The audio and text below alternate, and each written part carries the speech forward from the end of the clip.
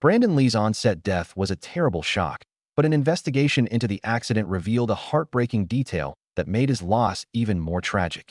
With only 7 film credits to his name, Brandon Lee left an indelible mark on the industry, all without even scratching the surface of his full potential. As the son of an iconic actor and martial artist, Brandon had a difficult time forging his own path through Hollywood in the shadow of his father. In the end, however, he managed to build a legacy making movies he wanted to, until one incident changed everything. Part of what makes Brandon Lee's story so tragic is that it's easy to see how magnificent his life could have been, especially since he had greatness in his blood. Born on February 1st, 1965, Brandon's mother was Linda Lee Cadwell, while his father was the famed Hong Kong-American fighter and filmmaker Bruce Lee. Born under the legacy of his father, Brandon fought to make a name for himself on his own merit. Naturally, Bruce could see how special his son was from the moment he was born, as Bruce Lee was already of mixed ancestry, and Linda Lee Cadwell came from a German and Swedish background. Brandon had quite a unique mix of traits. From the beginning, Bruce couldn't have been happier, and he often bragged about how his son was, in his words, the only Chinese person with gray eyes and blonde hair. As famous as he was, Bruce tried his best to be a hands-on father. Eager to pass his training on to his children, Bruce began teaching Brandon martial arts early on, and Brandon proved to be truly his father's son. He took to the training like a fish to water and was eager to learn from his father, allegedly getting to a point where he could kick through an inch-thick board by the time he was 5. Meanwhile, martial arts wasn't the only thing Brandon latched onto. As his father's career grew with each film he created, Brandon and his family became increasingly busier, often splitting their time between America and Hong Kong. Still, Brandon got to see his father as much as possible while visiting him on set, and doing so ignited Brandon's own dream of acting. Sadly, he would experience his first instance of grief far too soon. In a tragic turn of events, Bruce Lee perished on July 20th, 1973 from cerebral edema, likely caused by a bad reaction to medication. The rest of the world had lost an icon whose legacy was instantly immortalized. However, Brandon, who was only 8 at the time, simply lost a father whom he'd wish he could have known longer. As Brandon grew older, he tried to keep up with the training his father had started. In the wake of losing Bruce, Brandon and his family decided to live solely in California.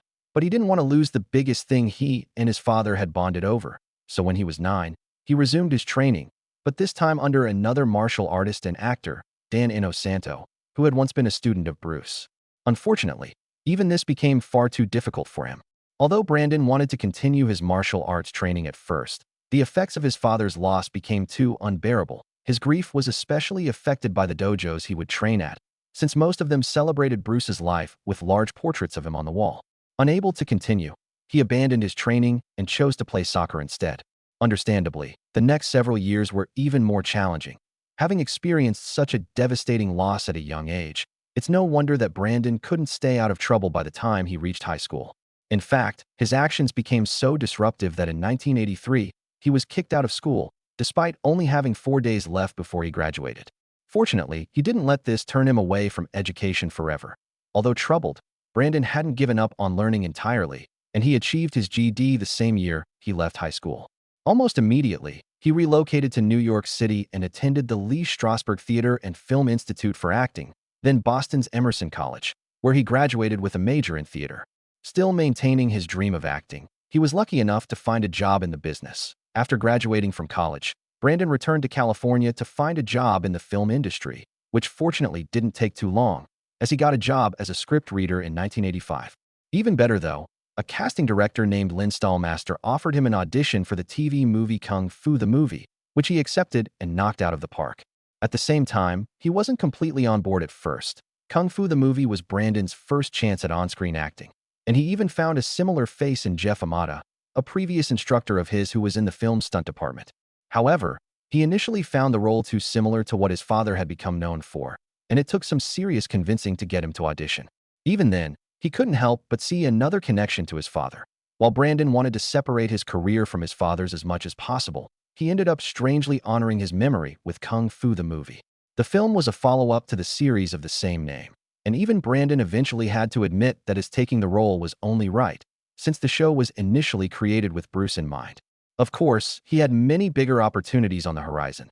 Thankfully, Brandon didn't have to wait too long at all before someone gave him a chance at a lead role. since Kung Fu the movie wasn't the only film of his released in 1986. Playing the main character in the Hong Kong action thriller Legacy of Rage, it was the first time Brandon received top billing on a project. Meanwhile, it wasn't the most pleasant filming experience. Although Legacy of Rage would be the only Hong Kong film that Brandon worked on, his performance was good enough to earn him a Hong Award for Best New Performer. Still, behind the scenes, Brandon had earned that acclaim through a fair amount of frustration, as he and director Ronnie Yu often clashed on set. However, not all Brandon's earlier projects would be as successful. Brandon hadn't finished with the Kung Fu universe, and in 1987, he joined a spin-off series of the original show, Kung Fu: The Next Generation. The studio only created a pilot episode, which aired on CBS Summer Playhouse, and asked fans to vote on whether the series should continue or not. Regrettably, there wasn't enough interest in the show, and it never made it past that episode. Ultimately, Brandon wasn't going to let anyone tell him what to do. Brandon's work in the 1980s continued, and he began to take more control of his career, even when that meant going against the advice of those around him. When he wanted the role of a villain in an episode of the series O'Hara, others suggested he not go for it, as the character was the son of a Yakuza. Nonetheless, he took the role, seeing it as a welcome challenge. At the same time, receptions of his films weren't always so clear-cut.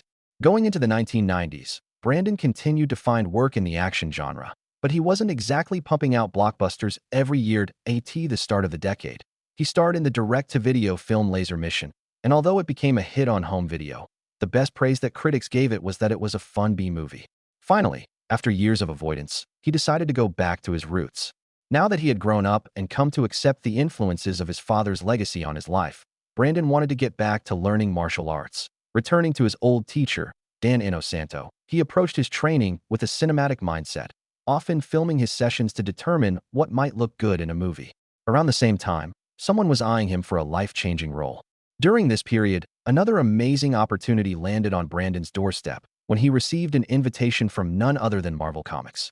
Meeting with the legendary comic book writer Stan Lee and, by proxy, Marvel's CEO, Brandon learned that they believed he had the potential to play the superhero Shang-Chi in a TV series or film. Behind the scenes, though, he found something truly special. Brandon had one major romantic relationship in his life, and it all started in 1990 when he visited director Ronnie Harlan at his office. Harlan's personal assistant was a woman named Eliza Hutton, and as soon as she and Brandon met, they felt an instant connection. By the following year, they had begun dating and moved in together. Still, there was one unique opportunity that Brandon refused. Brandon may have been more accepting of his father's legacy, but he still had his limits, which became clear when he received an offer to play Bruce in Dragon, the Bruce Lee story. Thinking it would still be uncomfortable portraying his father, especially acting out his romance with his mother, Brandon ultimately declined the role in the biopic. However, this didn't mean he wanted nothing to do with it. Instead of Brandon, the studio behind his father's biopic cast an actor named Jason Scott Lee as Bruce. But even he was feeling the weight of the role. Jason would later state that he only got through his anxiety because Brandon had a heart-to-heart with him, urging him to view his father like the human he was instead of treating him like a god in his own career, though Brandon was about to take a big step. Although Brandon had a few film credits, he had yet to make his film debut in an American feature film. But this changed with the 1991 film Showdown in Little Tokyo. Starring alongside action icon Dolph Lundgren, Brandon appeared in his first major role for American audiences, even if the film had mostly poor reception. Luckily, other filmmakers in the US were starting to realize his talent. In what would be Brandon's second-last film in America, the 1992 film Rapid Fire featured him in the lead role and stood as an example of how his career was only getting better. He had secured the role through producer Robert Lawrence, who had seen Legacy of Rage and believed in Brandon's prospect as a leading man. Once again, Brandon felt like he could really empathize with this character. Clearly, the filmmakers trusted Brandon completely with this role, as they gave him a major say in putting together the film's story. This was especially since Brandon felt a profound kinship with the role, as it was a character who had recently lost his father. Brandon even began bringing one of his father's books to set so that he could get in the proper headspace for the character. Fortunately for him, he was able to take even more control creatively. Brandon involved himself in as many facets of filmmaking as possible for Rapid Fire, being especially eager to participate in the writing and fight choreography. Working with Jeff Amada, again as the stunt coordinator, Brandon incorporated some of his father's martial arts style, Jeet Kune Do, and even added some of his own comedy to the script. As it happened, all of his hard work paid off. Although Rapid Fire received poor reviews from the majority of critics, one positive aspect that most tended to agree on was Brandon's performance, which many found charming. This praise seriously helped his growing career, and soon enough, the phone was ringing with bigger and better offers. Before the year was out, he had signed a multi-picture contract with Kuroko Pictures and a 3-picture deal with 20th Century Fox. Even aside from all that, he landed the most significant job of his life. Brandon was still doing publicity for Rapid Fire when he booked his next role, and this time it was his most exciting opportunity yet.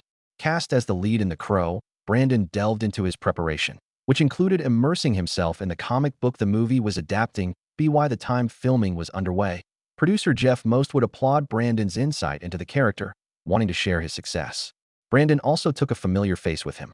Although he was still relatively new in Hollywood, Brandon was no stranger to action films and especially knew the importance of a strong stunt team behind the scenes. Therefore, he spoke to the filmmakers and convinced them to hire Jeff Amada as the stunt coordinator, knowing he would work well with him. Just as before, Brandon also became heavily involved in the stunt work.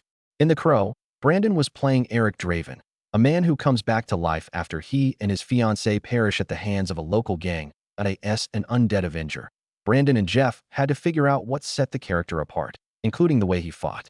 To make his fighting style unique, they based a lot of it on aerobics, as well as including bits of Brandon's personal martial arts style. Likewise, his character had to have an equally distinctive look. Eric Draven may have technically been a vigilante, but he wasn't a typical superhero, and Brandon knew exactly how to tackle his design, basing his portrayal more on rock stars like singer Chris Robinson. Brandon tried his best to steer clear of anything that would make him appear like a classic action hero. These efforts included undergoing an intense diet to make himself look smaller. As filming began, it became clear just how dedicated Brandon was. Brandon didn't just want to show up and read his lines. He wanted to inhabit the character of Eric Draven fully, and he went to extreme measures to immerse himself. One such method was to lie down surrounded by bags of ice. Since the story had Eric Draven resurrected, and Brandon imagined that the experience would be that cold, his commitment to the role didn't stop there. Brandon's focus on the resurrection of his character nearly took him past his limits, as they shot the scene in question outside in the middle of winter. For Brandon's part, as per the script, he filmed the scene without any clothes, which shocked everyone even more, as he still requested his bags of ice to prepare. Naturally, the amount of himself that he gave to the role did not go unnoticed. Brandon clearly took method acting to a whole new level, and although it put his health at risk, his attitude constantly inspired those around him. People like key hairstylist Michelle Johnson would later state that he would douse himself with water before any rain scene to make it seem more real, and that the crew had only amazing things to say about his truly dedicated work. At the time, Brandon still had to film one of his most important scenes. Although it was a difficult project, Brandon was clearly having a blast making The Crow, until one terrible day. While filming the scene of his character's demise on March 31st, 1993, Brandon was preparing for actor Michael Massey to fire at him with a revolver, which still had dummy rounds inside from a previous scene. Before filming, however, they made a change. The dummy rounds used in a previous scene were actually real live rounds that the special effects team had removed the powder charges from. However, it would have been unsafe to use them when the revolver was fired at Brandon, so they replaced the dummy rounds with blanks. Nonetheless, all it took was one mistake for something to go horribly wrong. The scene went forward as scripted, with Michael firing what he believed was only a blank at Brandon, but the special effects team had overlooked an issue. They should have cleaned and examined the revolver before the scene, and since they didn't, no one realized that a small, broken piece of a dummy round was still stuck in one of the chambers. While unclear at first, it wasn't long before they realized something was wrong.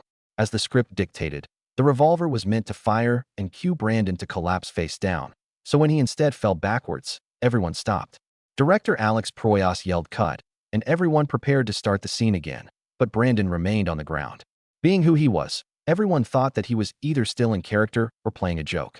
The truth, however, was far more tragic. Although others in the cast and crew believed it might have been some sort of trick, Brandon's longtime friend Jeff Amada thought otherwise.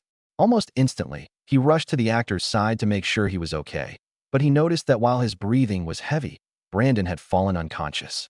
Even then, he didn't realize the extent of his injury. When the piece of dummy round fired at Brandon, it pierced his abdomen and lodged itself close to his spine. But it didn't look like this had happened initially. When the set medic showed up, he didn't see any bleeding, so he thought that Brandon had only hit his head when he fell. He even checked Brandon's pulse, which was normal at first, but slowed down and stopped within a matter of minutes. Unfortunately, it was already too late to save him. Whether they fully realized what had happened yet or not, it was clear that Brandon's life was in danger, so paramedics brought him to the hospital. The doctor determined the problem and attempted to treat him, performing emergency surgery over 6 hours. In the end, though, they couldn't do it, and he perished at 28 years old. Still, many took this opportunity to turn this incident into a conspiracy. When Brandon's father passed, although the authorities confirmed the case, several other theories emerged that someone had orchestrated his demise. Sadly, despite Brandon's incident receiving the ruling of an incident due to negligence, he fell victim to the same type of speculation. After everything, one other detail makes his loss all the more tragic. Brandon was so young when he passed, and although his father had already married and had one child by that age, Brandon had done neither. In a devastating twist, though, he had proposed to Eliza the year before, and if things hadn't happened the way they did, the two would have been married a week after filming was to wrap on The Crow. Of course, Eliza was far from the only one grieving Brandon's loss. The cause of the incident came down to poor safety on the part of the filmmakers, and although they received no charges against them, they weren't totally off the hook. Brandon's mother, Linda Lee Cadwell, wanted justice for her late son and filed a lawsuit in which she cited carelessness. While the full details are unknown, the filmmakers settled after a couple of months, at the same time. She didn't want Brandon's final work to remain unfinished. Not only had director Alex Proyas lost a good friend, but this also put him in an unimaginably difficult position. Some may say it would have been better to scrap the movie entirely without its lead actor, but Brandon had already devoted himself to making The Crow and was only 8 days away from finishing the project. Fortunately, Proyas's decision became easier when both Linda Lee Cadwell and Eliza vocalized their support for completing the film. This would be far easier said than done, though. While there were 8 days of production remaining, Brandon actually only had 3 days left of filming for his scenes, which made completing the movie much easier. To make up for his absence, 2 stuntmen performed his scenes with Brandon's face placed over theirs, using special effects. This was one of the first instances of filmmakers using the likeness of an actor who had already passed. Digitally, we removed only his face from certain scenes, certain frames, and placed that over the body double. Beyond the logistics, most believe this was the only way to go. One of the stuntmen who stood in for Brandon was Chad Stahelski, who has gained more recent fame for creating the John Wick film franchise. During an interview in 2019, he reflected on finishing The Crow in the wake of Brandon's passing and was adamant that Brandon would have wanted the thing done. Thankfully, through all the pain and heartache, they made something beautiful. Brandon's tragically brief career had its fair share of ups and downs, and he wasn't unfamiliar with a movie doing poorly. But thankfully, that wasn't the case here. They finished The Crow, and when it was released in 1994, it grossed over $50 million in earnings and opened at #1 in America, becoming Brandon's most successful film. Although he's gone, Brandon will be forever tied to the film. Amid the endless applause of audiences and critics, some pointed out that the circumstances surrounding The Crow's production added a unique and enduring quality to it. The film already had its own brand of melancholy, but as one critic stated when explaining the effects of Brandon's passing, that specter will always hang over The Crow. Some have even put forward that he rose above another's legacy. After losing his father, Brandon Lee spent years trying to run from the immense legacy he left behind, wanting to find his own way. Even after Brandon accepted his father's impact, he tragically couldn't live to see his career reach its full potential. But The Crow still offers a bittersweet consolation. Many critics have referred to the film as the perfect epitaph for him, while Roger Ebert went so far as to say it was even better than any of Bruce Lee's movies, that the film is quite faithful to the comic book. I hope that it is, in terms of preserving that hard edge. If you enjoyed this Tales That Tell video, give it a thumbs up and subscribe for more incredible stories. Thank you for watching, and we'll see you in the next one.